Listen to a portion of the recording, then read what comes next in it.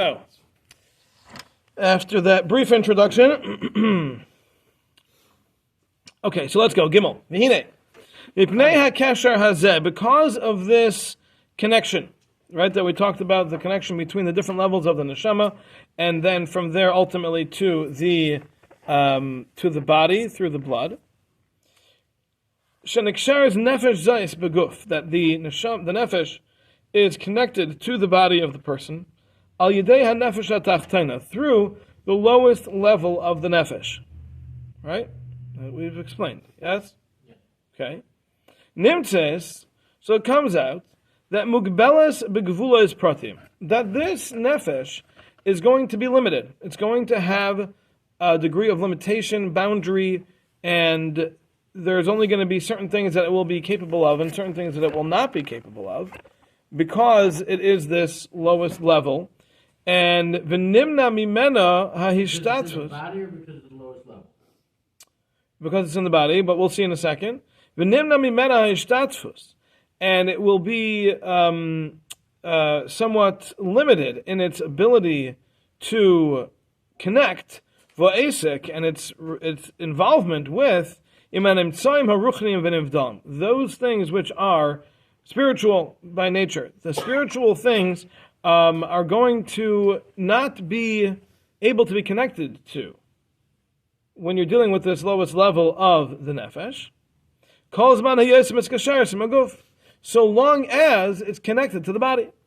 So meaning to say, this means all of the days of the life of the person. So essentially what we're saying is that because the body is a physical thing and is not a spiritual thing, so the nefesh that is in it that connects to that is going to be limited in its ability to interact with the spiritual, because it's confined to this physical body.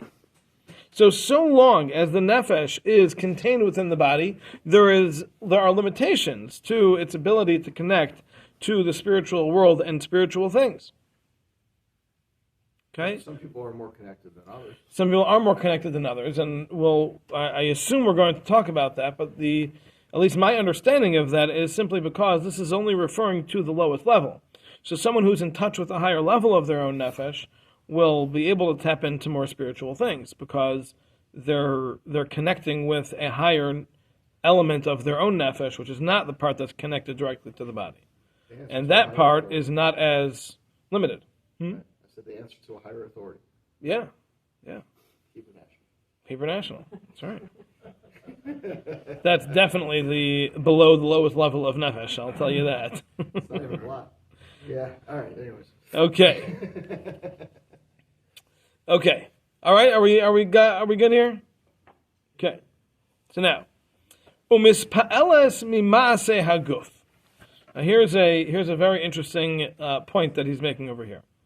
He says that this nefesh it acts based on or responds to the actions of the body.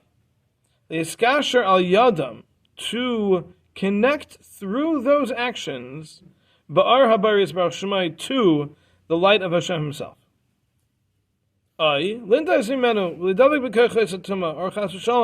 To go away from the light of Hashem, to distance itself from attaching to Hashem, and instead connecting with the forces of Tumah, which is the lack of the light of Hashem. So, what he's doing here is he's contrasting. He's saying the higher level of the nefesh is what's connected to the spirituality, and perhaps is not affected by the physical. But the lowest level of the nefesh absolutely is affected by the physical, because it's contained within the physical, and it's a very low level of a spiritual existence, and so much so that it's able to actually be the segue, the connection between the spiritual and physical worlds. So it's going to be influenced to an extent by the physicality of man.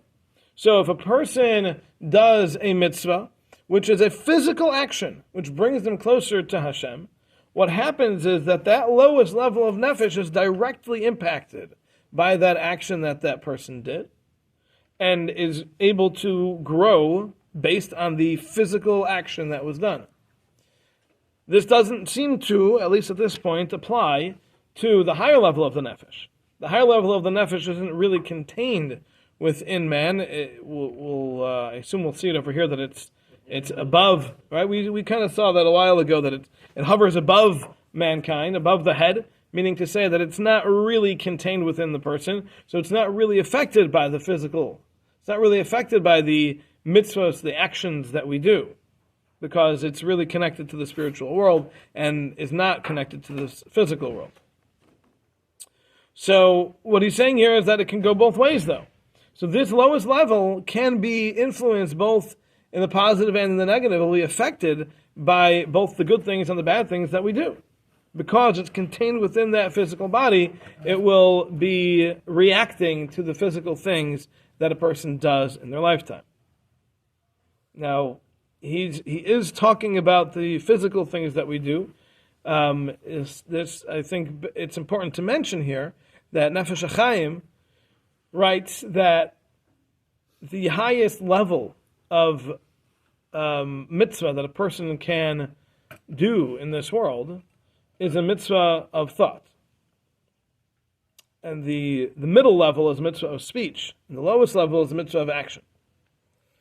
That's not that true of the Essentially, what we're saying is that when the lowest level is the level of action, of doing physical activity, that is what's going to affect the lowest level of our nefesh, because that's what's connected to the physical. A long time ago at Starbucks in 12 Oaks, we discussed about the idea that your thoughts, because they come and go so fast, because they're less tangible, they're just, you might have more thoughts of one thing, but it's less potent.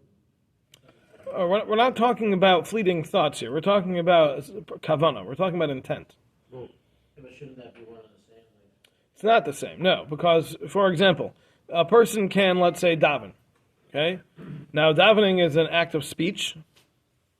Okay, so that's the middle level. But if a person is focused while they're davening and their mind is at work while they're davening, they've just taken a middle level and added to it a top level mitzvah.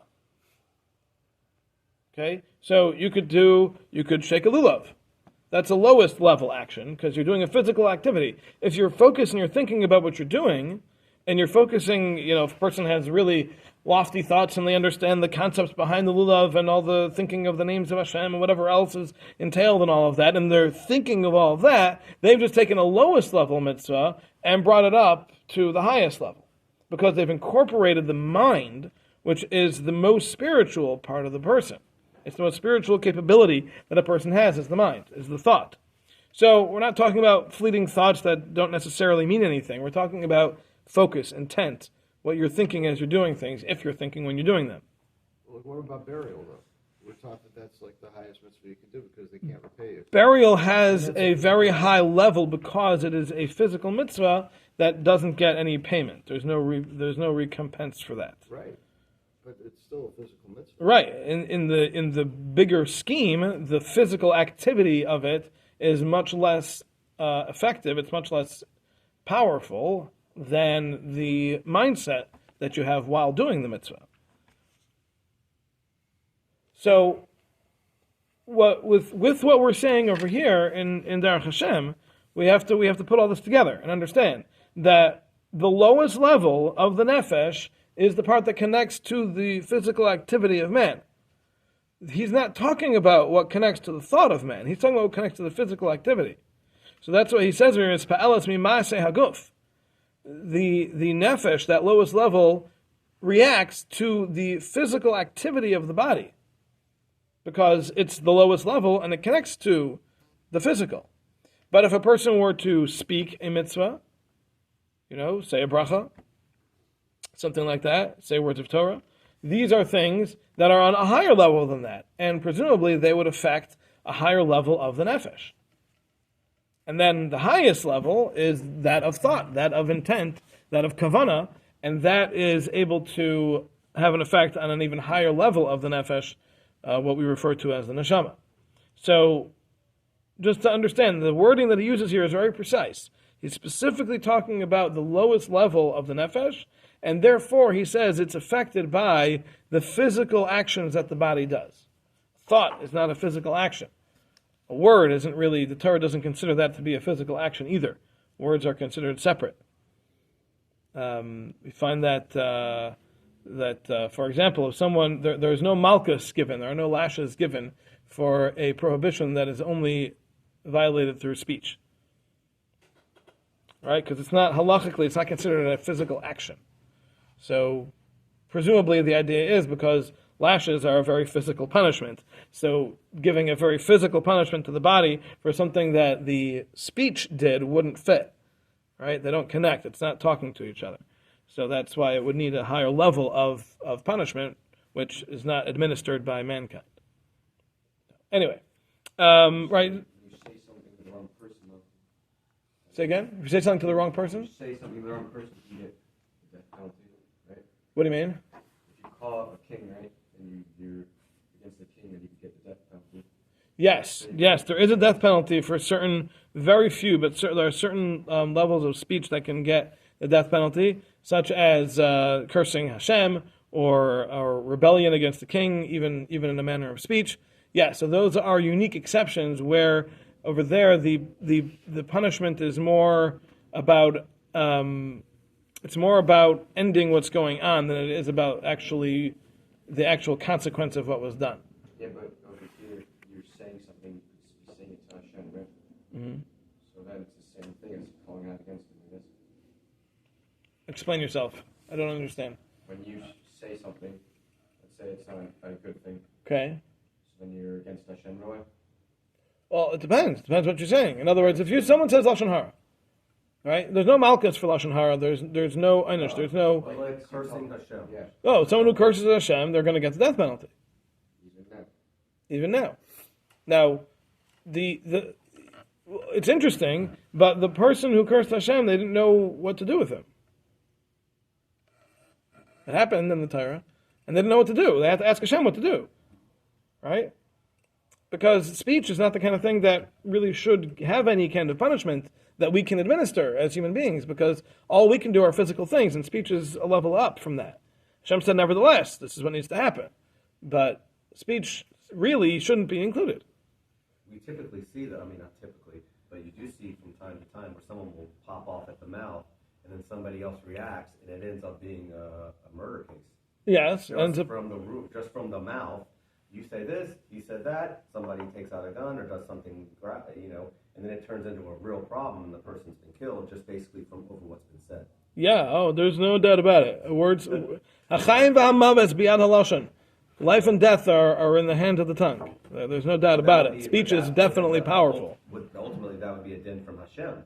Like, you said this, you said that, the result is this, and it happened. All on Hashem's watch. Of course, it's all under Hashem's control for sure. But speech doesn't necessarily equate to physical things. That's all. I hear what you're saying. That's all. Okay, are we okay here? We're good. All right. So, ubezet toli hakavana. I'm sorry.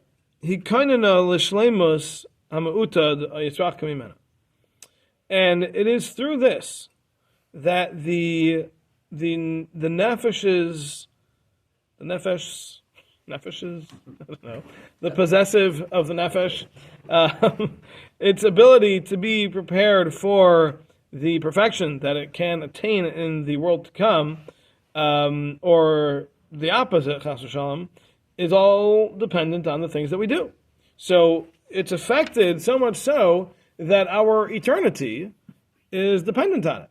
The things that we do, the physical actions that we do here in this world, are the things that are going to ultimately decide whether our nefesh is going to reach perfection or not. Even though we're talking about something spiritual.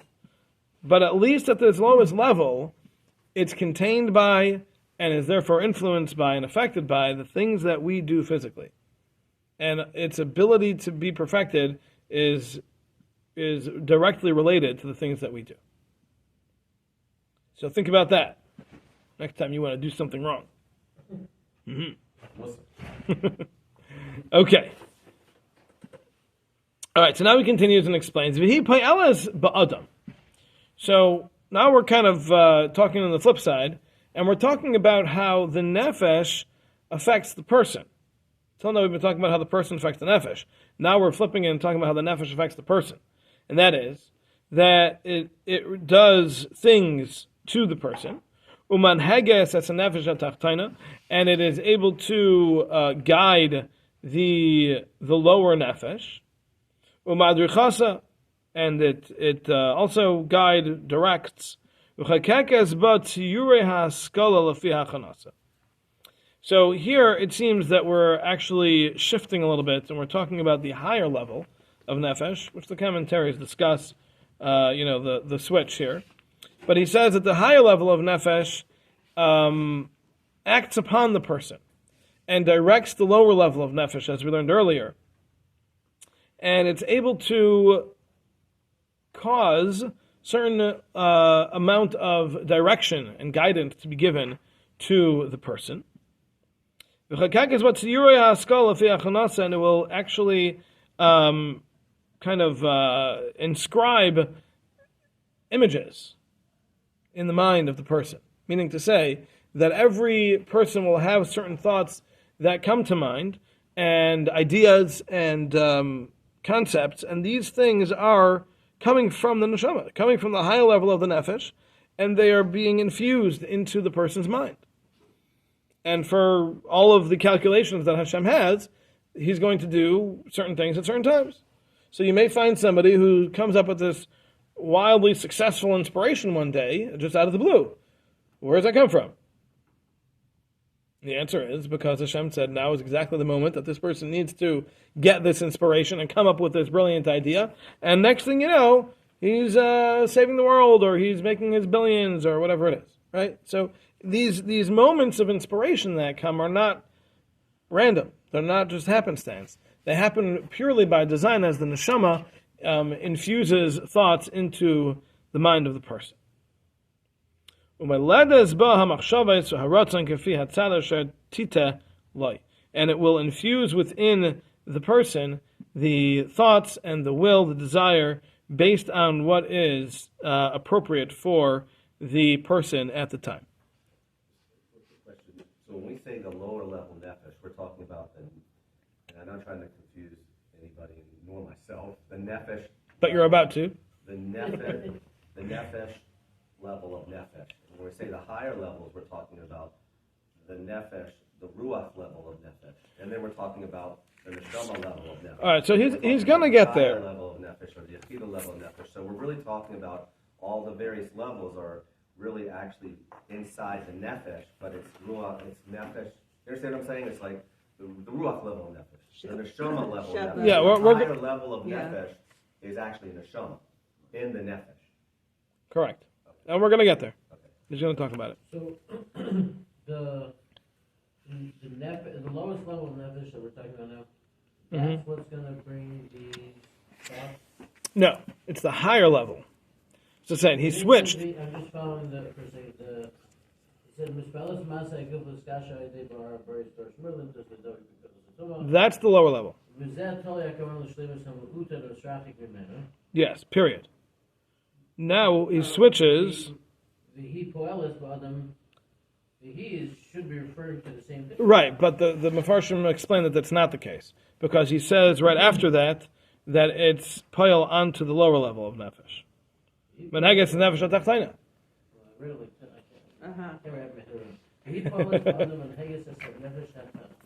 Right there. So the fact that he says that this acts upon the lower level of nefesh means he has to be talking about the higher level of nefesh. But at the beginning of the paragraph, in the beginning of Gimel, higher level, whatever level. Correct, but not the lowest level, which is exactly what he was talking about previously. At the beginning of Gimel, he said clearly he was talking about the lowest level. So he must have switched, which is what the commentaries all note. That, and I'll read it to you here. He has it here on the bottom. He says, until now, and this is on the word Vihi Payalas, he says, until now, the Ramchal has been describing how the body affects the soul. He now discusses the effect the soul has upon the person as a whole, which explains how the soul gains perfection. And he says Ramchal will next explain in what way the neshama directs the lower nefesh and guides it. So he is neshama, the higher level. The higher level is what we call neshama. Yes. Which he hasn't discussed yet. Well, he mentioned it previously. He talked about it back in Aleph and Beis. He talked about it. We just started at Gimel and probably We never forgot. went back into man. We talked about the concept of a neshama. Right. But we didn't. He said that there are varying levels. There's the higher nefesh and the lower nefesh. So the higher level is what we call neshama. The lower level is what we call nefesh. But essentially, it's all part of the nefesh as a whole. But there is just like we're saying, all these levels are Sheba Nefesh. Mm-hmm. Is there a separate thing that we call neshama? That will be Sheba Neshama? As of right now, no. As of right now, let's assume that it's all part of the nefesh and there's nothing else. But that doesn't mean that that can't change, because he did mention earlier that there is a level that's above man. That's not part of man. But as We're of right just now, he's not talking discussing about that. in man, Correct. and we're talking about the components of Nefesh. Yeah. I don't see why they have to switch. Okay. Why can't this be referring to the kesher? The kesher between... The kesher is the lowest That's level. what it sounds to me. It sounds But the to me- kesher is the lowest level. Yeah. So how does it affect the lower level? What? How does the lowest level affect the lowest level? How does it guide the lowest level? It is the lowest level. It needs to be guided.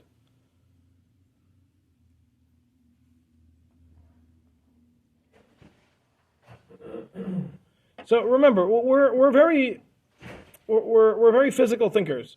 So we think of everything in pieces. Yeah. And we think of it like, here's one piece, here's another piece, here's a third piece. Essentially, it's one thing. It's just it's long, and every part of it has different abilities. So the whole nefesh is still one thing. Just the lowest end acts a certain way, and it's a little bit different than the part right before it, which is a little bit different than the part right before it, until you get all the way to the top. You can still go lower. It can't go lower because that's the connection to the physical. The lowest level can't go lower. No, the lowest level is the connection to physical. That is the bridge between physical and spiritual. Yeah, but you can still go lower. You can't, because then you're in the physical world, which is exactly what it did. It went to the physical world. This is the bottom of the spiritual world, which is where the top of the physical world is. Not everyone's on the same level, so you can technically... Oh, yeah. Oh, no. I'm not talking about what level a person develops their nefesh to. We're talking about where it stands in the spiritual/physical scale. Before you get into actions and things that are done with it. In other words, everything has its place, Yeah, this is a template. and it accomplishes what it needs to accomplish. What you do is going to affect how that works.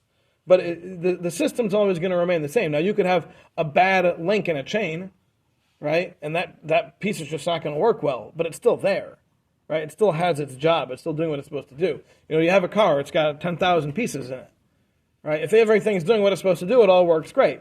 One thing breaks, all of a sudden, it's not working. It's still there, but it may need to be replaced because it's not functioning properly. So the same thing. The nefesh has all its parts and pieces, and those are permanent. They're going to stay exactly where they are. How you treat them, what you do with them, affects their status and their abilities and all of that. But it's not changing where they are. The lowest level is always the connection between the spiritual and the physical.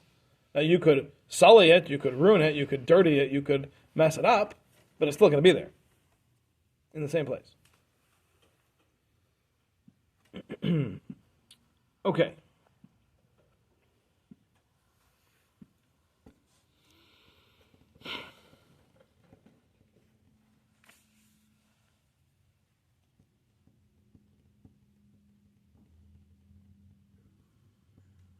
So you're getting your thoughts through your neshama. Inspiration, I should say. Yes. Right, so we said the concept of thought really comes from even a lower level of nefesh. But these messages, these kind of higher inspirations that come to a person, those come from the higher level of nefesh.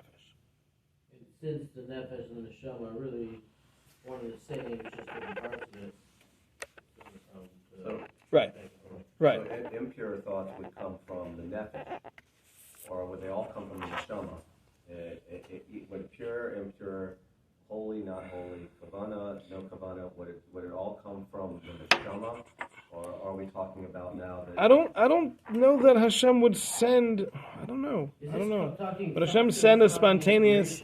that's why I'm kind of asking. I'm following up on your question because I just assume from the words here, that it was talking about inspiration. Like it chisels into your mind, like pictures, like, okay, boom, that's an idea. okay, but they can get chiseled in your mind other not so nice things either. So Well, you get an inspiration, and then I'm not trying. I'm just trying to be an inspiration to do realist something here, nefarious. You're saying. Yeah, or whatever you haven't. People haven't. We talked about this many months ago at Starbucks on 12 Oaks as well about how you can have an intrusive thought, which really you're not connected to, and you're not going to act out on it. But there it is. I don't know. He hasn't spoken about that. My assumption to that is that is a product of the Kayach HaTumah, which starts from down here. It starts in the physical world. That doesn't start in the spiritual world. The spiritual world is devoid of Tumah. Do you still have the? We could kind of bring him. Oh, sorry. Go ahead. Do you still have like the lower soul even on like Yom Tov or Shabbos or something when you have an Neshama Yisera? Yes, he's going to talk about that though. We will not get there today. Sorry, I just looked at the clock. So you'll have to hop on next week when we talk about it. But yeah, he does talk about the Neshama Yisera. He does. Just looking at the words here at the end. Sunbeam. It's not happening. I sure hope his phone can't get a YouTube in yeshiva. Oh, that's good. It says here just the last words. We'll send them the audio recording. I can't get audio recordings. All right. We'll send you a cassette tape. He can't play that either. He Doesn't have a player. We'll send Chai a carrier pigeon. Yeah, what were you might saying? die from the cold in Minneapolis, though. It's not cold there. Yeah. 30 degrees. Yet. Rabbi Gal, what were you saying? At the end, he says,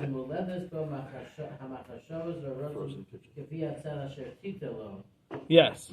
which sounds like that it's a positive.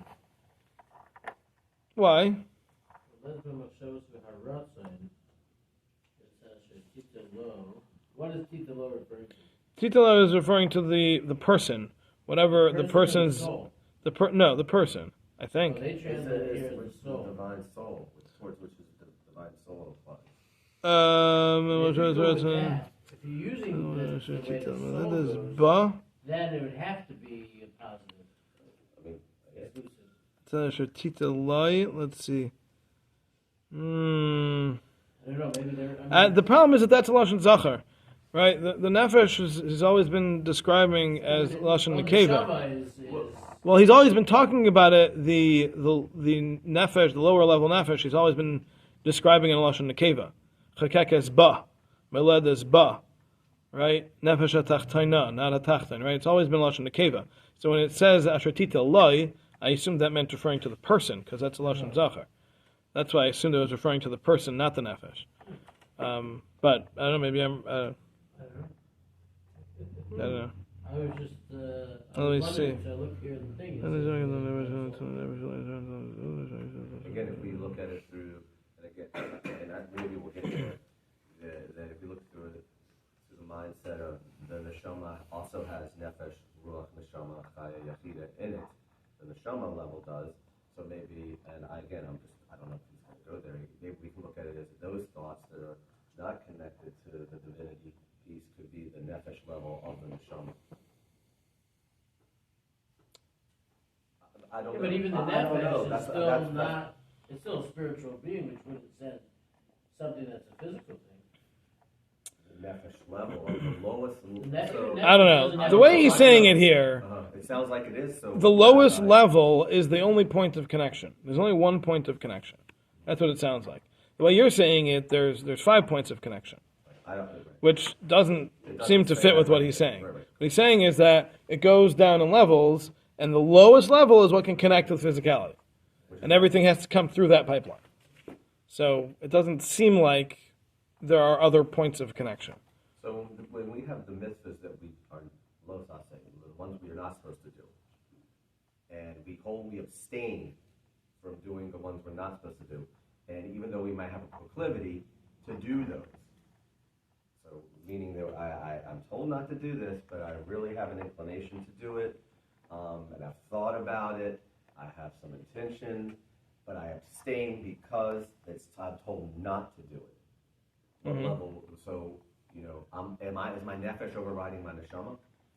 Is your nefesh overriding your neshama? Because I'm abstaining. Meaning your neshama overriding your nefesh? Is that what you're saying? It could go the other. No, because my neshama, my thoughts, if I'm using this neshama the way we're understanding it, is my higher level thinking, is saying, I really want to do this. No, that's not your higher level thinking. That's your lowest level thinking. That's your body talking. Right. That's low. Yeah, that's your body talking. I spoke it out. Yes. Okay. Yes. Yes. Okay. Thank you. Okay. Thank you for listening. All right. I'll send you a bill. That helped me a lot. Yeah, I can be a therapist now. Okay. All right. All right. Yeah, we're gonna have to stop here. I'm sorry. I gotta get home. My wife's away, so my kids are watching themselves. Bad idea. So I'm gonna go. Just like there's Bracha. been some writings out there about the id, ego, and super ego. Yeah. This came from the Freudian concept, which is the id is the nefesh, the ego is the ruach, and the super ego is the neshama. And we're meaning that the id is the natural, the drives, the humanistic drives. And the id is moving up a level where you're putting it through the filter, and the super ego is I'm going to do the right thing, right? You know what I mean? The word superego, though, just is the opposite of what neshama is. I'm just saying. Right. I'm not saying it's my smart. Ego, but the concept of ego is it's a physical thing, right?